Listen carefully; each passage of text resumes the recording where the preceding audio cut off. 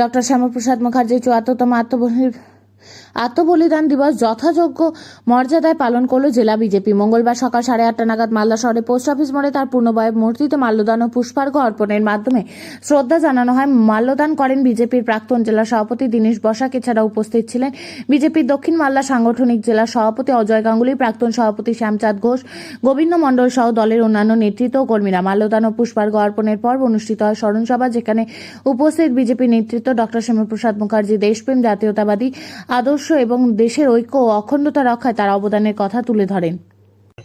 বাংলার বীর সন্তান শ্যামাপ্রসাদ মুখার্জির আজকে তিরোধান দিবস। এই দিনে কাশ্মীরে তাকে মেরে ফেলা হয়েছে। তার আত্মা আমাদের বাংলাকে উজ্জীবিত করেছে, বাংলাকে নতুন করে শিখিয়েছে। এই মূর্তিটিকে আমরা ইংলিশ বাজার পৌরসভার পক্ষ থেকে যতীন ঘোষ তিনি এটা তৈরি করে দিয়েছিলেন, আমরা এখানে স্থাপিত করেছিলাম।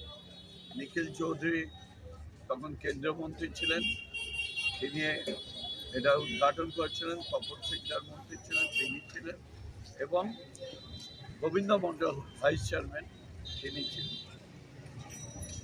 আজকের দিনটাকে আমরা পৌরসভার পক্ষ থেকে গভীর শ্রদ্ধার সঙ্গে পালন করছি।